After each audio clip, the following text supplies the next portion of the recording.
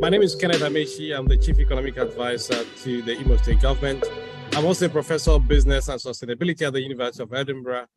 I'm also a Professor of Sustainable Finance at the European University Institute. It is my pleasure to welcome you today to this session on entertainment, but today focusing specifically on music. As we recall, last week we focused on movies. So that's a continuation of last week's session. So I have an interesting set of panelists, and I invite them to introduce themselves as we go along. But before that, I want to introduce you to my co-moderator, Dr. Jude Nzako, and I invite him to say a word or two before we start. Hi, everyone.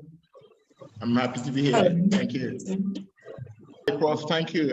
My name is Dr. Jude Nzako. I'm currently the Director General of Imo State Investment Promotion Agency. I'm happy to be part of the program today, though you wouldn't class me as one of the beneficiaries of music at the moment, but I have a great interest in that. By career, I am a lawyer, an accountant, having worked with quite a number of musicians, young and old. I'm also an IT specialist. So today's program is of interest to me because we need to take the music industry in Imo State to the next level. Thank you, Bob. Okay, brilliant. Thank you, Dr. Jude. So we also have an interesting mix today of both the old and the young, and I'll allow you to then determine where to place people on that spectrum. So let me invite Amarachi Agu to introduce herself and what she does, and then from there, probably also introduce the artist she manages, and we take it from there. Okay, hi everybody. My name is Amarachi Agu. I'm a trained lawyer and business manager at Maven Records. So I currently work in the capacity artist manager, but I have history in marketing and and law as well. So nice to meet everybody. I'm a star at the moment, and I've worked with a few other artists in the past for this. Okay, great. So who do you manage at the moment, and who do you want us to play his or her music from your kind of space? I manage Ira Star, so I'm happy if you play any song of hers. Thank you. Okay, brilliant. I must say it's not one I understand, but Amarachi, do you want to tell us about this artist and how you got into managing her? Ira Star is a female, she's a teen pop artist, even in Nigeria. How I like to use her is a global pop sensation that lives in Lagos. So that's basically who she is. She's very talented, and quite recently we got nominated for we got 8 nominations at the head for her previous project and success. So it's been quite amazing. There's a lot of potential, and a lot of growth, because she basically launched her career last year, and last year quite a big trajectory. So yeah, she's doing quite well for herself. And okay, regarding the question of how I came to manage her, I had already had a prior experience in management by working with other people. And as a result, mine, who was really an intern at Maven at the time, was like, oh, she knows that people are really scouting for, managers, and she'll put people, and like years, or a year before I actually got to start working with them. So I think put me in the pool, and I passed the screening process, and there we have it. To talk about opportunities in the space, because we try to be as specific as possible when it comes to this program, because we want the average person on the street to understand the possible opportunities. So what sort of opportunities do you see in the music industry? And where do you think money is to be made? So the music industry is an industry like all others. That's one ideology that I feel people need to look at it from. It's very multifaceted.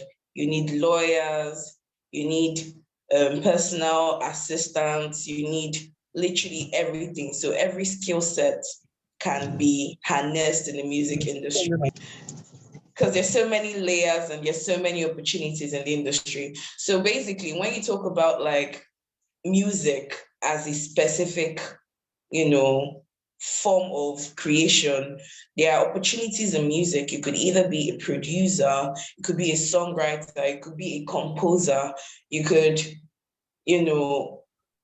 be a sound engineer. There's so many people that come to play to create music. There are so many individuals that play roles behind the scenes before you get to see what you see on the screen. Mm-hmm. So I would say that there are many opportunities, so many areas that existing skill sets can be adopted into, because even something as basic as writing music has gotten people Grammy nominations, because you just sit down, you're writing, it's just poetry. But it's gotten people Grammy nominations because they were able to collaborate with people that were able to perform the music, and to such an extent that it got mad appeal and acceptance from the general public. So even just something as basic as writing is an opportunity in the industry. Do you want to explain what Grammy nomination means? Because again, we are thinking about an audience that may not be conversant with the terminologies. And what does it mean and what does it entail? Think about money as well when as you're answering that. Yeah. Okay, so we have the Grammys in America. It's the official, it's the Recording Academy of America that recognizes the impact of artists over the course of the year. You have like Best New Music, Best Artist of the Year, Best International Artist, all of that. It's a huge platform, and it's one of the biggest, accolades an artist can get. We had Wizkid and Burna Boy in Nigeria last year. They got nominated and won, which is amazing, because these are people in West Africa that somehow proved their relevance to the Americans and were able to solidify themselves as like icons in the Afrobeat space, and they got recognition for it. So that recognition opens you to more opportunities. It makes you, a member of the Grammys itself, so you can influence further decisions. You can also vote for people that you believe are worthy of the position. So it's a nice to have. It's a nice accolade to just have. How does a writer benefit from that? So because the writer is not the artist, so does it mean that the artist will need to share whatever money that comes out of that with the writer? Well, yes, that brings us to the topic of royalties. So when you record music, you have a split sheet arrangement that now specifies, oh, this is how I want this money to go to 10% to the producer, blah, blah. You can split it how you want it to be done. So as a songwriter, you can get, revenue from there, or you can get money upfront as payment for your service. And, in terms of that Grammy recognition, usually most streaming platforms, most distribution platforms require you to credit everybody that worked on the song with you. So if I was a writer on, Burna Boy's project that got nominated, I too have been nominated for my work. My work has been nominated. And because of that extra attention on me, it is easier for me to monetize, myself by getting new clients, by, the recognition does help you in a lot of ways. Okay, So okay. Okay, fair enough. Yeah, so let's bring in Dr. Jude here. Thank you. Thank you. Just to be quite brief. No, Sabu, you have mentioned some opportunities.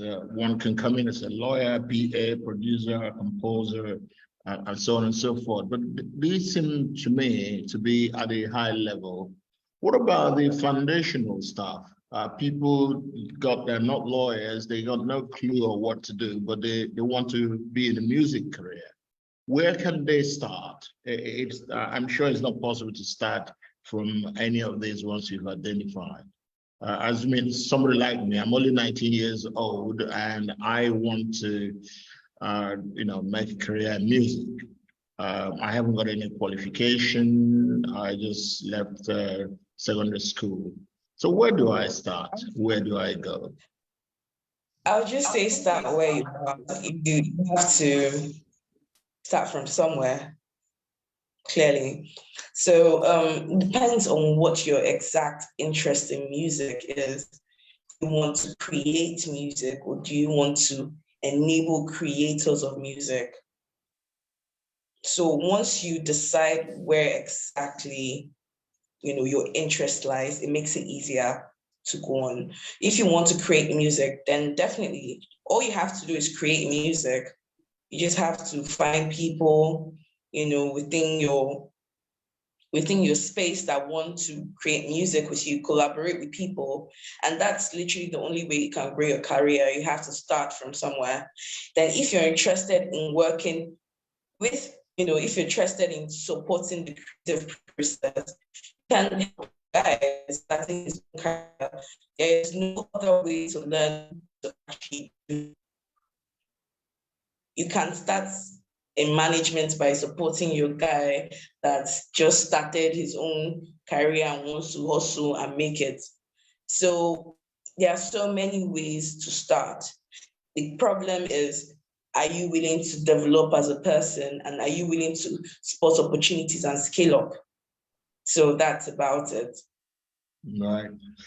Okay, that's fine. What I was looking for is to find out if there is any structured arrangement on the ground where the young ones can key in.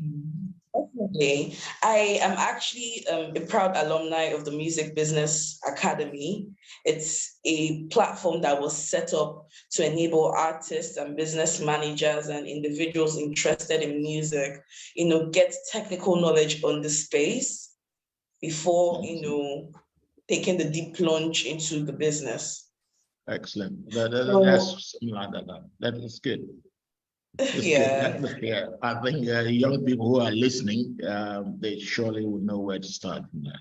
Definitely. So I would recommend looking out for Music Business Academy courses. You can just Google it. Godwin Tom is affiliated with it. So you can start from there, do some research, read more about the industry, and also look at the peculiarities of the Nigerian music industry, and then see, what role you would like to play in the space. Excellent. Thank you. So in terms of opportunities and what people can make out of music, how lucrative is it as a business? I know the big artists may earn a lot, maybe from their performances, but what about the people supporting them behind the scene? What does that space look like in terms of opportunities for young people in particular? Okay, so a friend of mine referred to music money as blood money. It was a casual joke, but that's to give you a sense of the income, the revenue that comes in when, that comes into the space. Because entertainment is an irretrievable part of, the human experience. People always want some escape of something, they want a show, they want some performance. So that is an industry that's never going to die. So in terms of the opportunities, there's a lot of revenue to be made. And for upcoming artists, I would say that ultimately, it is still a business. And to generate proper revenue, there has to be some sort of, investment in that space. So it's not necessarily, oh, I'm spending a lot of money, but you're investing your time, you're investing your energy, you're looking out, you're doing a lot of research to improve yourself. And that's the way you can actually scale up faster in the industry. But, I would say for the people supporting, there's still cash. You can be a band, you can be part of a band and generate more revenue weekly, depending on the number of gigs that you have scored and secured for yourself. You can also be a hairstylist working for an artist, knowing that this is what you're trying to prep the person for show, and this person is your constant client. You're always getting that income. So there are so many ways. There's so many people that play around the artists, play around music. There's so many opportunities around that space that it is very, very impossible to disregard. And what sort of money? I mean, let's talk about money here, right? I keep pushing back on that one. What sort of money? Okay. I mean, as a young person who is looking for a career or even something to engage himself or herself with, why should one be looking toward the industry? Because I may be a good songwriter, but if it doesn't fetch me good money, why? There are opportunity costs, of course. So why spend my time writing songs that don't make money, right? So, or why learn an instrument when it doesn't pay the bills? So I think that's what I'm getting to with the question. So, like with most things, like with most what they call it, hobbies and everything, music is mostly passion driven. So there's a desire to create beyond the desire to actually generate revenue, because it's something you enjoy doing. But when you want to look at music as a business, then you have to also be strategic as a business owner. You have to make all these investments to get to where you want to go. So if you're going to say, oh, why am I going to do music as an artist? And why am I going to be writing music to make money? It's like, okay, what opportunities are you seeing there? What made you want to do this as a career? It's because you're probably seeing people get something out of it. So in terms of what, I can't give you specifics, because individuals are different. People price their businesses different, because I know that for a producer like J5, UK producer, he recently tweeted that he won't create a beat for you for anything, I think less than 50K pounds. That was him. But you still have people in the streets that are hustling to get, recognition. Okay. So there's a mad range in terms of there's a mad disparity in terms of what you could make. It's a huge range. So I can't say specifics, because it's also dependent on you and your personal brand and your model and how you choose to project yourself to the world and what you choose to price yourself as. Okay. Okay, Dr. Jude wants to come in here. Yeah, thank you, Prof. Thank you. In fact, as I listen to the young lady there, I wish I'm about 18 right now. I could see great opportunities as she speaks. But one thing I got there is there are people that go into music because they have passion for it. But one interesting thing that she mentioned is, if you really want to make money from this, then you have to look at it as a business. And by this, I want to emphasize this for the benefit of the young ones who are listening. As a business and investment analyst, I could see a lot of opportunities in the music industry here, just as she highlighted. If you look at it as a business, then you have to be strategic, just like she said. And what does that mean to be strategic? You have to look at it as a business. And for you to go into business, there are certain things you must have in place. First of all, think about yourself as a businessman and think about the money that you're going into business because you want to make money. Though you have passion for it, but you want to make money. Then you set yourself out to look for all those things that you can do within the industry that can bring the money about. First, set yourself up. Make sure you have a bank account. If you don't have a bank account, you cannot say you're a businessman. Have a business bank account. Speak to your bank manager. Make sure you have a good bank manager. Make sure, if possible, that you get hold of a lawyer, even though you're not going to pay him instantly. Make sure you have a lawyer, that you have an accountant as well. These are professionals that can guide you and guide every step you have. And finally, if you're going to be in business, try one way or the other to have a business name. Your business proposition will sell you most of the time. If you have a name, make sure you have it registered. Otherwise, somebody else might steal your name when you have already built some name. So have it registered with CSC. You can register it as a business name or a corporate liability name. So once you have this structure in place, then it's going to be much easier for you to raise the investment. And then you can now start thinking broadly, whether you want to be a makeup artist. These are low-level entry points I can see. You want to be a writer, you want to be a hairstylist, or even a band boy. And then you can go around to bring all the things that they require in the industry. But first of all, think about it as a business and set yourself up there. I can see a lot of money there. In fact, just like she said, Amarachi was quite right on that. It'd be very difficult to say you're going to make 1 million or you can make 1 million or 2 million, because you, as a businessman, you don't know how much profit you're going to make. But the money you're going to make will depend on how much time and how much commitment that you put into the business. So I stop here, but okay, great. Thank you, Dr. Ju. That's quite helpful.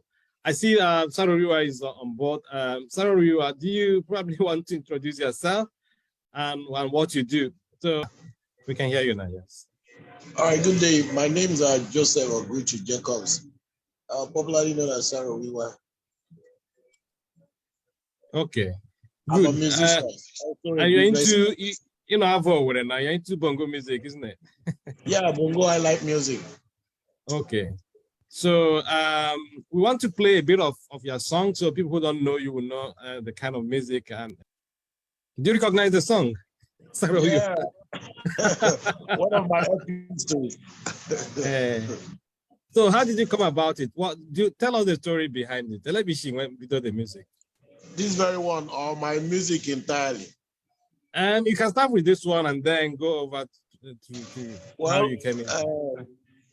Ijemona music, my journey in music world is not an easy one. I started 1990, between 93 and 94, but let me say officially 94, when we were doing on a cultural bongo music. And all of the time, about 1998, we did a group record in which I was the vocalist. And year 2000, I did my personal track, which I tried it did not queue in. The first one we did, 98, did not queue in. 2000, no way. Then about 2005, I prayed, believing God and say, God, if after this I try this one, then it didn't work out, then I will know that this thing I love doing passionately is not my talent, then I'll move into any other thing that I can sustain life with. So after the prayer, I went for recording, and I did a lot of rehearsal to make sure I get the best. I recorded this one 2005, then 2016 got into the market and became a wave, a bomb that took bongo music to the limelight, that spread bongo music that an Anambra man, Enugu, Nigeria at large can now enjoy and listen to bongo music. I also did a track that is called Onya Hausa Sanundezwa, which I spoke Hausa in a little way I can. Then that of Owerenu Zige is just officially appreciating our people, Ndo Owere, who lives in abroad, who lives outside Owerri, who encourage and listen to our songs. The bongo music was actually just Owerri people's music. But right now, it is now a generally accepted by our people. Anybody now can play bongo music. Okay. Is there money to be made from it? I mean, bongo music. Too much money. Too much money. By God's grace. It's just the challenges in the field is not easy. The challenges are not easy. Yeah, but how does one make money when it says too much money? So where is the money in the value chain? I mean, or when Honestly, or the instrumentalists or honestly, I'm a living witness. I'm a partaker to it. I think I can count my blessings and name them one by one. What music, bongo music specifically, has put on my table, brought light to my family. It's all about being focused, believing in God, doing it. But actually, when we made the album, we never gained anything from the CD sellouts. It was pirates, it was pirated. But one good thing is that when you come out, when the music brings you to the limelight, then out of your shows, your local shows and international shows and the endorsement, that's where you make more money. But not every person will be like a lead artist or singer like yourself. So what about the members of your band? Do you have a band, if I may ask that? Yes, I have a full band. Okay, so members of the band, are they also, can people make money from being members of band? Yes, as we go to the show, if you play night, you pay them for night. You play day, you pay them for day. We call it section fee. So on the average, I'm not without necessarily focusing on your band. I mean, on the average, how much can one make as a band member? Say, for example, if I'm a guitarist or a saxophonist. When we started, you will have your permanent players. They will go play for nobody, only your band. But these days, I call them mobile artists. They can play for you and play for other artists and make more money. Like there was a time I do pay for 5,000, 10,000, 20, 25,000 per section, depending on the distance. What is it like now? So even if people are moving from one band to the other, so how much would they be earning? Like I pay for 15,000. If we're going out of the state, I pay for 20, 25. When they go with me to Lagos, I live in Lagos, but I'm often in the East when I have my shows officially. If they come to Lagos to play for me, I pay 25,000. Okay. So in a month, how much can they earn in a month? So how many performances or engagements can one have?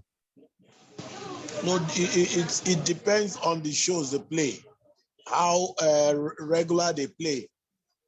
For me, I might have like 2 or 3 in a week. Then after my own week, the other week, another person will have 2 or 3. They will go play. So on the average, they can do 10. Can they do up to 10 in a month? Yes, moving from one artist to the other. By God's grace, they can even do more than that. Okay, fantastic. So, Dr. Jude, do you have any questions for him? Not a question as such, but just to compliment his effort, because when he was speaking, I gathered that he's a graduate, and obviously there are so many graduates in Imo State today, many of them doing nothing. Music could be something they can also latch on. They may not be bongo artists, but there's money in the digital side of things. Most graduates will understand that if you don't get into the digital aspect, you can get into the distribution aspect, and so many other areas they can get into. So I compliment my brother there. Sarah Weaver, well done. Yes, and the other thing also you mentioned is about exporting our culture or our genre, so to speak, to the world. And it's something we should also be proud of because the Bongo music, back in the days, or even, we still enjoy music from East Africa, for example. So the Bongo music can also be a type of music from a part of the world we can proudly showcase to the rest of the world. So well done on that one. But what would you advise, what would you advise a young person in Owerri today, or Lu or Kiwe, who is interested in this type of music? What would you want the person to do? What are the preliminary steps that you would encourage if you had to mentor a young person who came to you and say, I want to go into this industry? I like to encourage them, and I must advise them to be focused, hardworking, believing in God, put more effort. It's not easy, but someday one will get there. And I keep telling them that one issue we have in Imo State is that we don't have sponsors. We don't have sponsors. Like over there, over there in Anambra people project and sponsor their own artists. If you're good, these are things we are looking up in Imo State. So what do you mean by sponsors, and what do sponsors do? Sponsors who can see that this artist is good, that he has a good content, you can fund it. Is either by being a partnership business. Okay, let me invest this and get this. What do I get in returns? Or I'm putting this outrightly. It's a very difficult one in Imo State. I must be very sincere. So how much does it take? How much does it cost to produce? If they encourage us, yes, they do their best encouraging us by booking us functions. We go and play and come back. Yes, I appreciate my people for that other side of encouragement, booking us to play for them. We get that. But, another better way to invest more, let investors come into those raw talented artists. And those two who are on top there, who are good, you can come in a means of partnership business. Or let's do this deal, or signing a record label. There is no record label in Imo State. There is no individual sponsors in Imo State. So these are part of the thing that is not, those days when we started, people usually pay tickets to come and watch us play. Sometimes 1,000, sometimes 500. But you can never see that. It keeps revolving, like as if the music is just there, if not for few of us who make strong effort, keep struggling and pushing it by the help of God and our effort. But if the government or our people who are capable can say, this is a raw talent, let's get into it. Even if it's a business, I agree with anybody who wants to do that.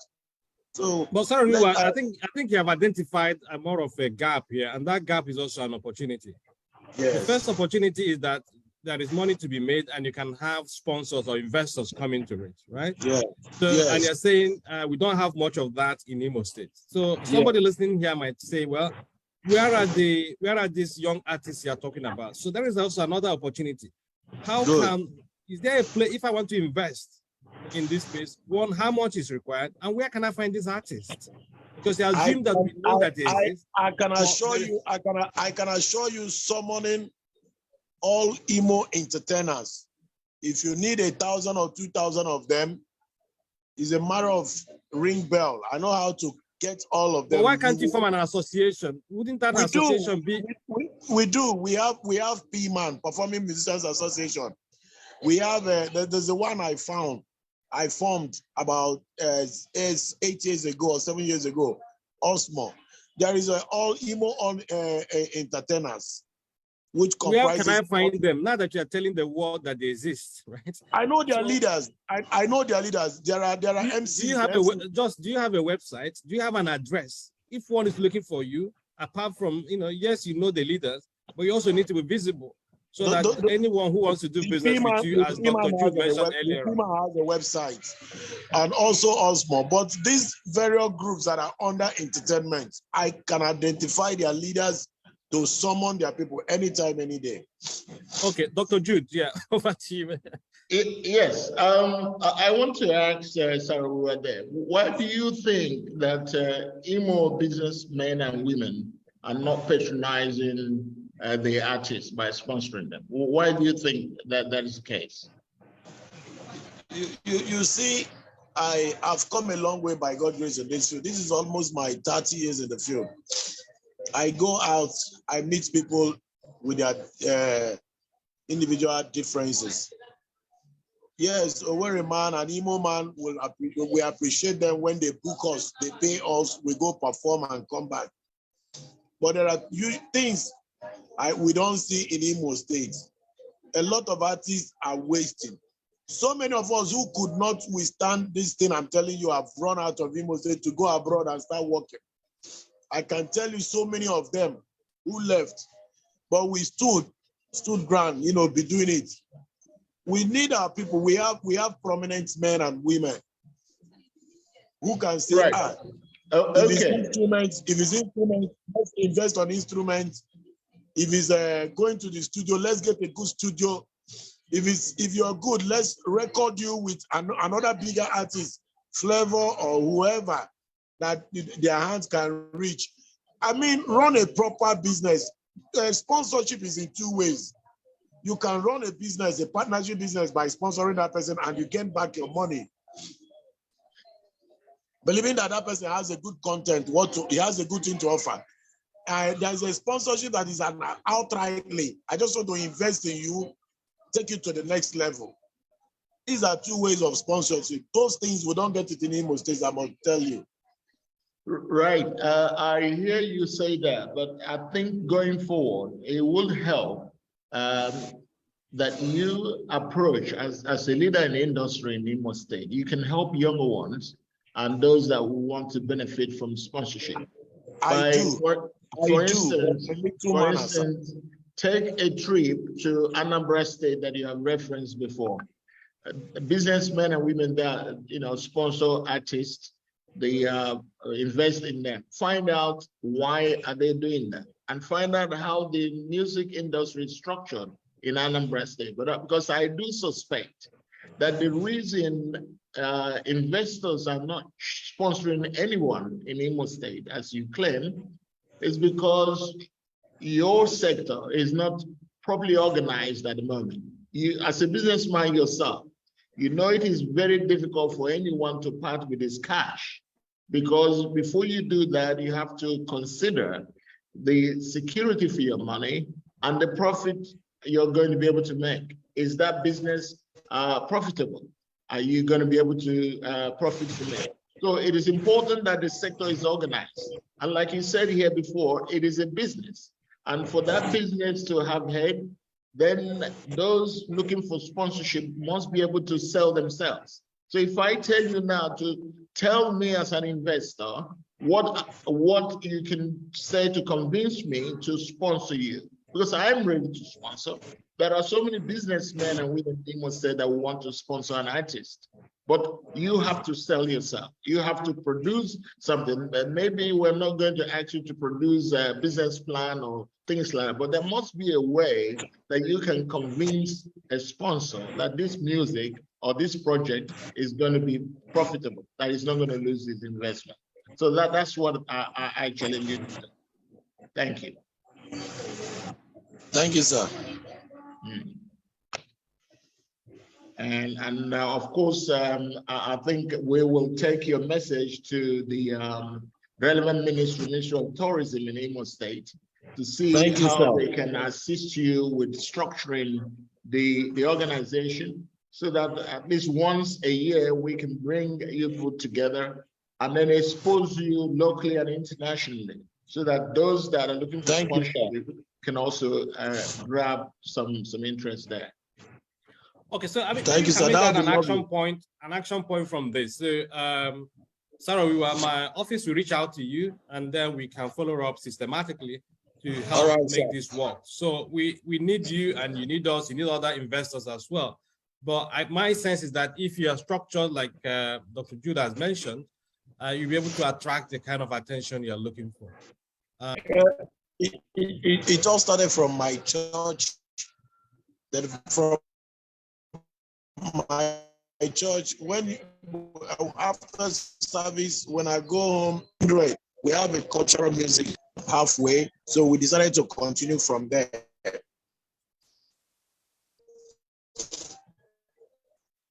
Metamorph to cultural to this modernized bongo of today. Before, the bongo music used to be a core cultural thing.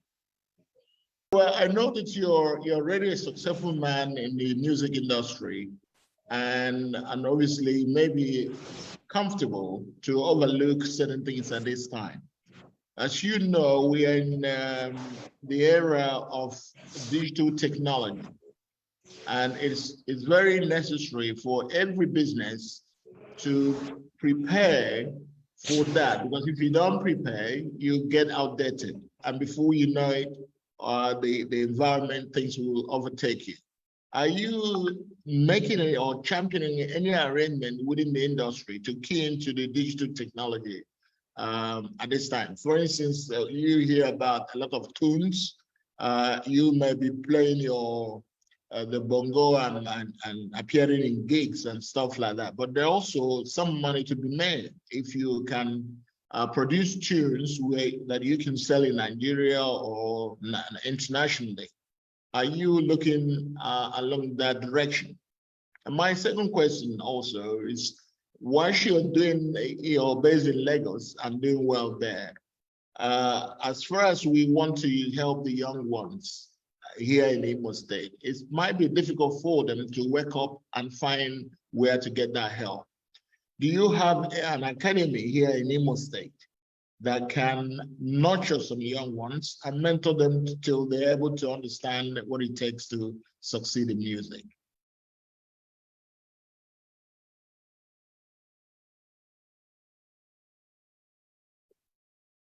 Well,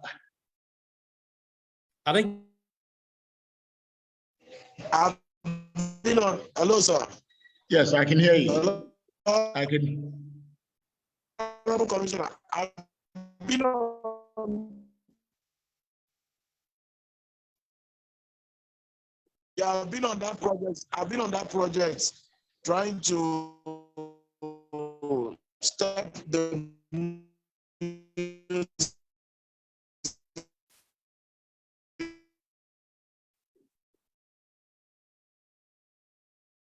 Oh, his line is gone bad. Maybe Marachi could help us there. I'm not sure if she is conversant with the Imo terrain. Okay, so accepted, you know, Okay. which I recorded some. We're still on it now. We dropped a new, and I also have one that I'm doing with. I have the one flavor right now.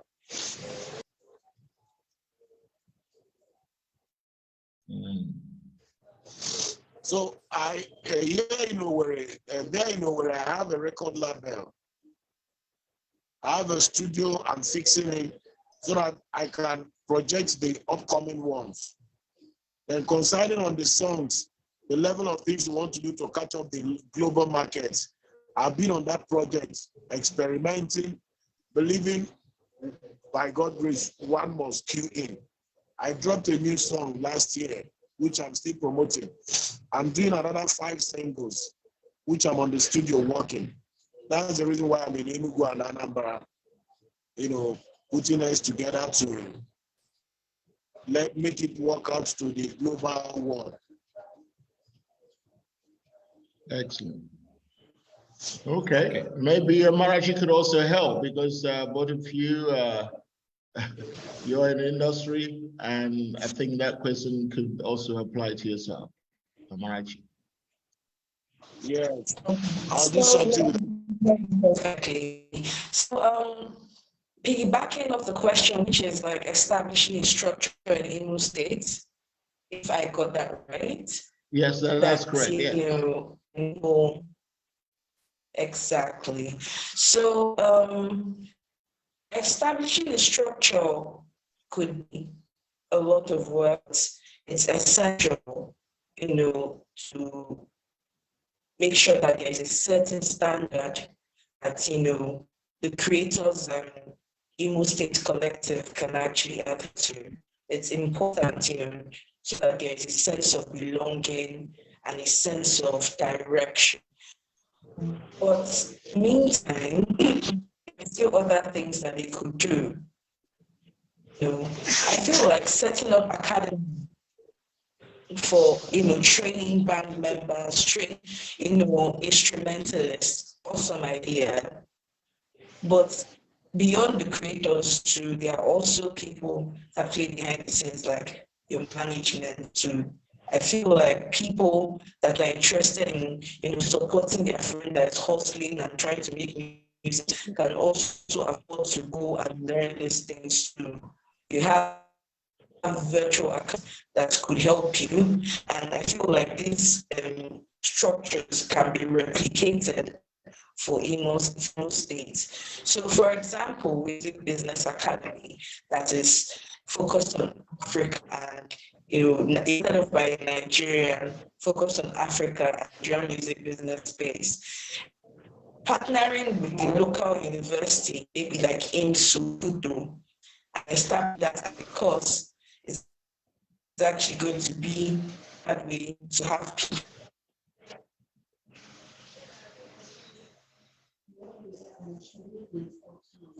I don't think the internet is our friend today, so. Yeah, it's quite funny. But Amarachi and Saru, if you can hear me, I think it's important that both of you look into the possibility of setting up an academy or a hub, if you call it music hub in Imo State, or even local governments. Because once you can set that up, even investors can now come there to see the potentials that you're nurturing, and then they can make a decision to invest. It's like having a football academy. You get young stars who want to play abroad.